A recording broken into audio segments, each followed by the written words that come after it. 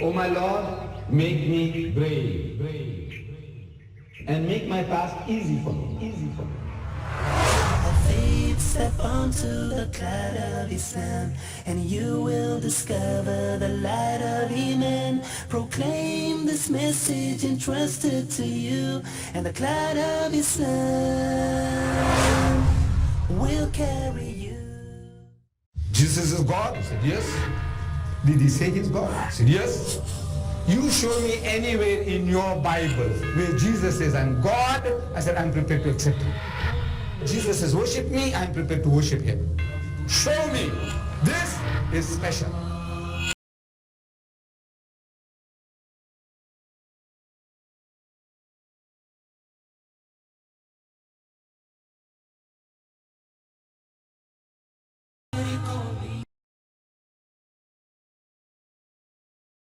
This is like the little pebble that Hazrat Dawood al-Islam picked up. That guy is throwing a big stone. It's costly businesses. This is also costly, but it costs us a fraction of that. Right? Costs us a fraction of that.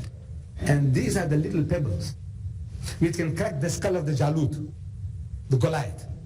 Jalut with the Goliath.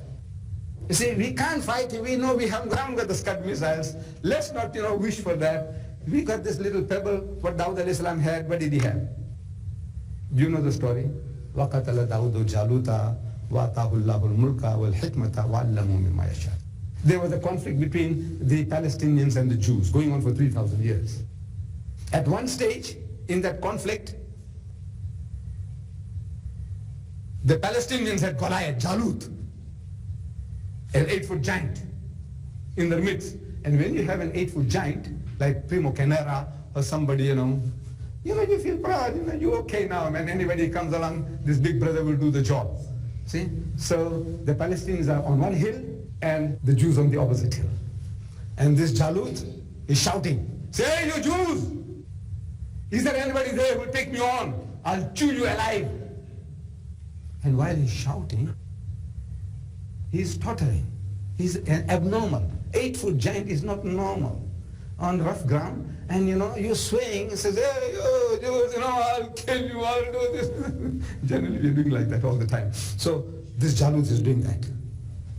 And the Jews were shivering in their pants. I don't know whether they used to wear pants those days, but metaphorically, they were shivering in their pants. Nobody prepared to take them on.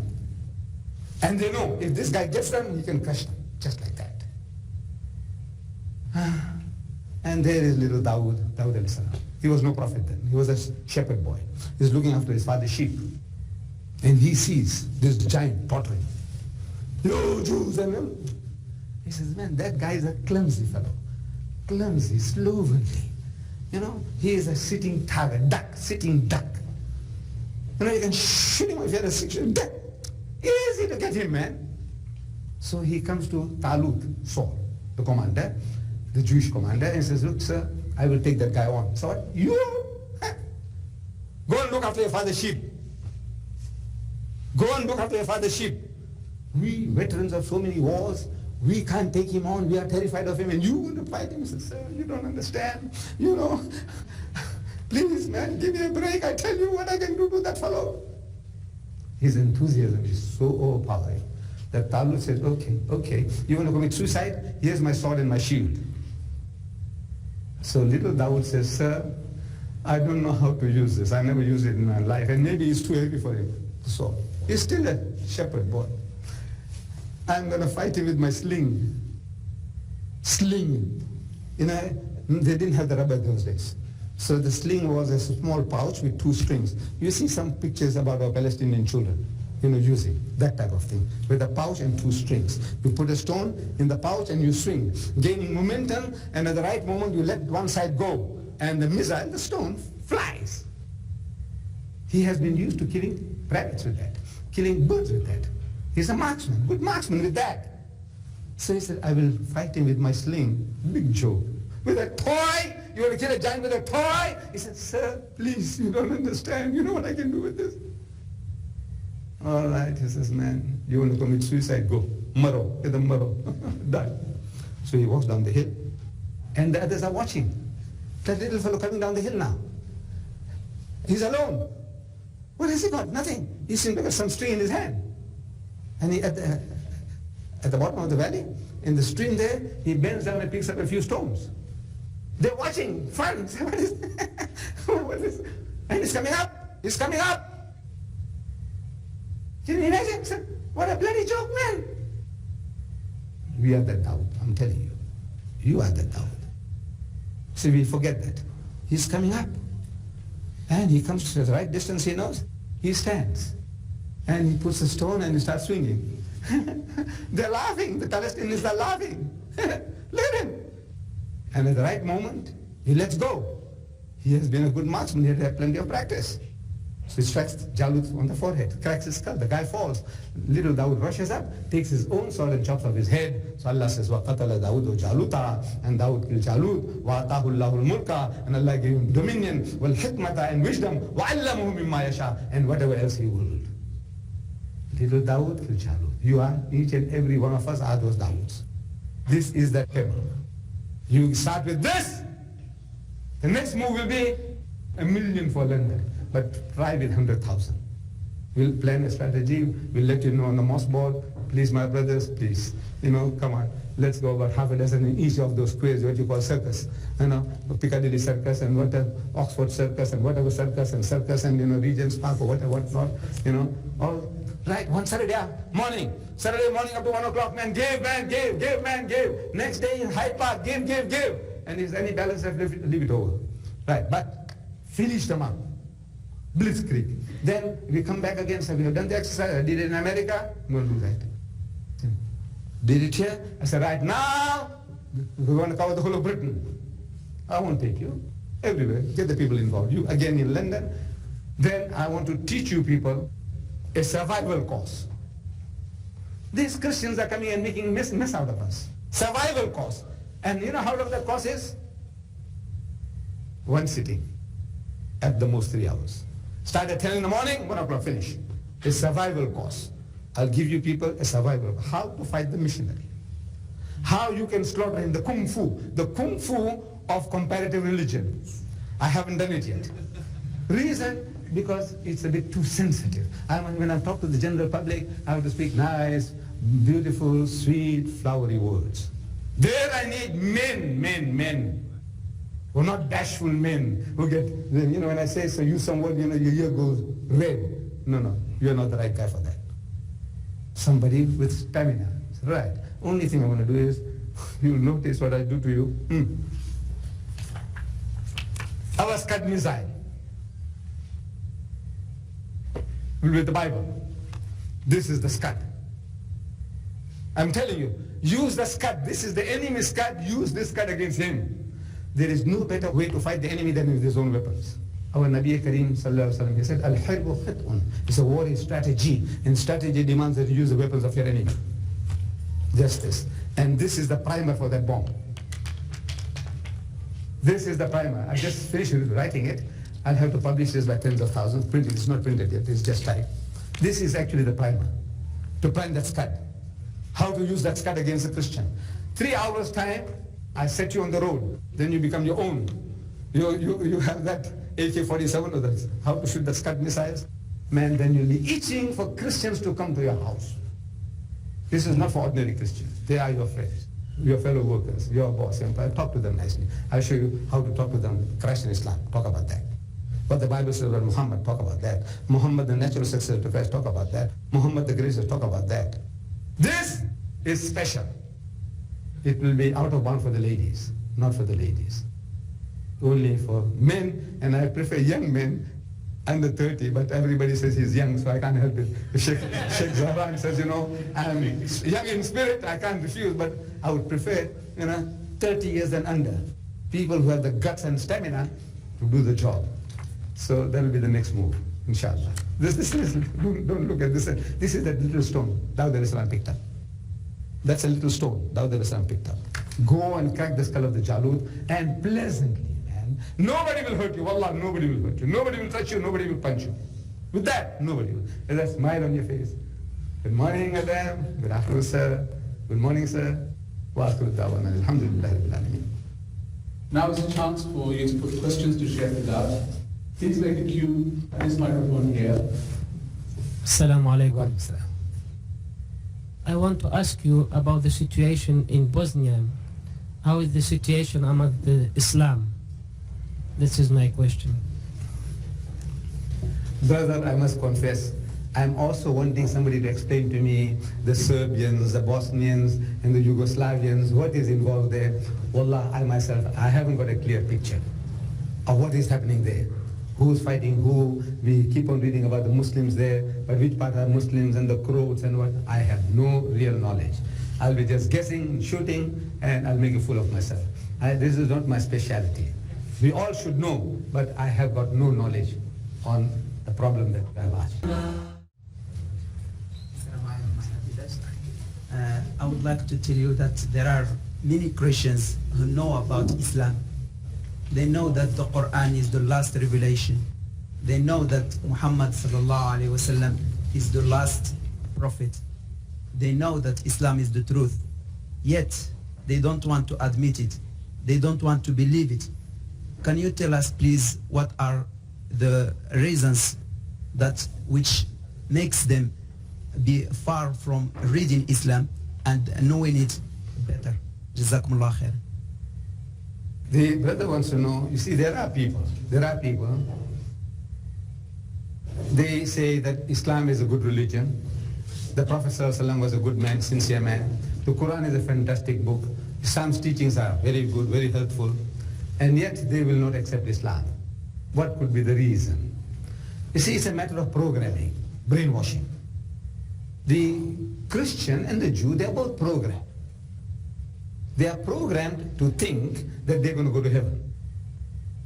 Write this in the language befitting this book here. I can't use the language here now. Right? Why the hell must we use this when we have got the Quran? But I said, look, that's what Allah tells you. So the reason why you are not doing the job, why you can't do the job, we haven't done the job, is because you don't know what weapon the enemy is carrying. Every time we get a beating in the Middle East from the Jews, you know why? Because we don't know what he's armed with. He's better armed than us. The American is better armed, better informed than us. That's all. He's not a Superman. He didn't come from heaven. So to fight the enemy, you must know his weapons. And Allah is telling you, the ayah I quoted you, وَقَالُوا لَنْ يَدْخُلَ الْجَنَّةَ إِلَّا مَنْ كَانَ هُودًا أَوْ نَصَارًا. They say that you Muslims will never enter Jannah. There's no heaven for you. Unless you become a Jew or unless you become a Christian. In answer to that, Allah says, تِلْكَ أَمَانِيُّهُمْ, that this is the wishful thinking, vain desires, hallucination. They're just babbling. Don't get frightened. قُلْ, tell them, هَاتُوا بُرْهَانَكُمْ. You understand Arabic? MashaAllah. قُلْ, tell them, هَاتُوا بُرْهَانَكُمْ. Produce your proof, your certificate, your diploma that entitles you to Jannah and destines us to Jahannam. Let us have a look at your certificate. Does Allah tell you that? Qul, say, hatu burhanakum. Burhan, proof, produce your proof. So the guy produced it. Here's my proof. He said, my Bible says this, my Bible says that. My Bible says this, my Bible says that. He said, well, the Bible is not the word of God. So he said, the Quran is not the word of God. He said, this is fabricated. He said, the Quran is fabricated. Where will you come to? A punch-up. I said, I can't afford that. See, judo. This is judo, intellectual judo. You know judo? This is intellectual judo. He said, come on, man, let's see. What have you got? In any claim, anybody makes any claim, at any time, ask him for his proof. Qul hatu burhanakum is the most sensible, common sense thing to do. Did you ask him for his burhan? The Christian in 1,000 years. You didn't. There are 10 million Christians in Egypt. Do you know that? Arab Christians. 10 million. There are 5 million others, 15 million Arab Christians in the world. Did you ask him for his burhan? In 1,000 years. He said Christ died for his sins. Am I right? Jesus is God and the begotten Son of God. Did you ask him for his burhan? When I say you, I'm not talking about you. I'm talking about our learned men, the Muslim world. Did you ask the Jew for his burhan? Did you ask the Christian for his burhan? Allah is telling you, ask him for his burhan. Simple, elementary statement. That guy is not interested in your Quran. No, there is a type of people. Allah said, minhumul mu'minuna, there are good people among them, wa aktharuhumul fasiqun. The good people talk about the Quran, talk about Islam, the hygiene, our laws, brotherhood, sobriety. Beautiful, you know, do your job. But we say, wa aktharuhumul fasiqun, but the majority of them are perverted transgressors. You going to use the Quran? Jesus says, do not throw that which is holy into dogs. Do not throw pearls before swine. That's what you're doing. To the dogs and the pigs, you don't put Zamzam water. They need fire.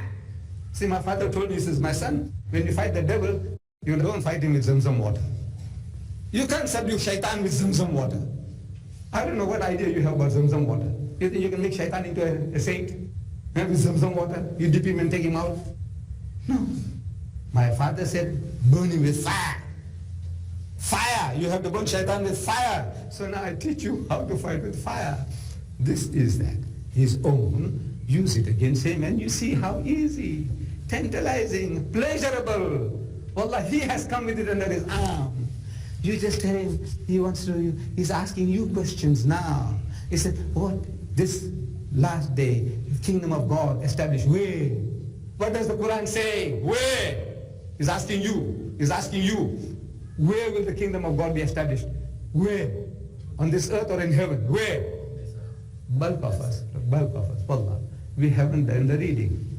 1/3 of the Quran speaks about heaven, hell, and hereafter. Did you know that? No, hardly anybody knows. 1/3 of the Quran speaks about heaven, hell, and hereafter. 1/3. How many of us know? Look, we haven't read it ourselves. We haven't. I haven't. Wallah. See, I'm only reading what I need. You say, what I need. You create a need, a problem for me, I'm looking for a solution. Then I come and give it to you. I don't know the whole Quran. I don't know who knows the whole Quran. You go and ask a brother, say, look, what does the Quran say? Now the Christian is asking you that. He's got a Bible under his arm. He's prepared now, he's read your book. He's asking you, what does the Quran say? Where will the heaven be established? He said, what does the Quran say? So you can't say, go and see my Sheikh Zahran. Will you say that? No, it's not befitting. Go and see Mr. Deedat. Will you say that? Not befitting. You want to give battle.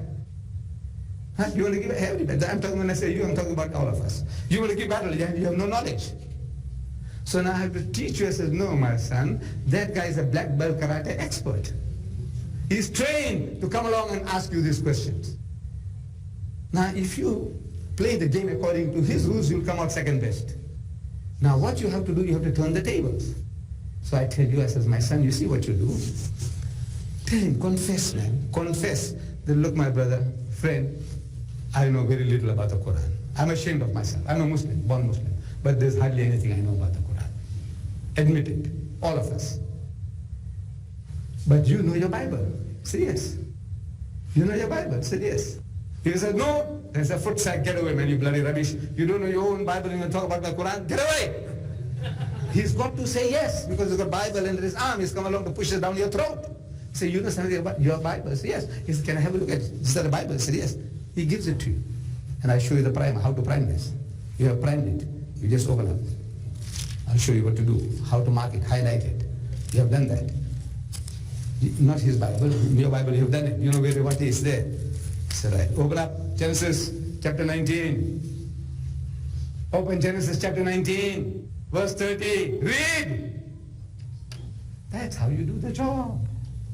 Open Genesis chapter 35, verse 22. Read.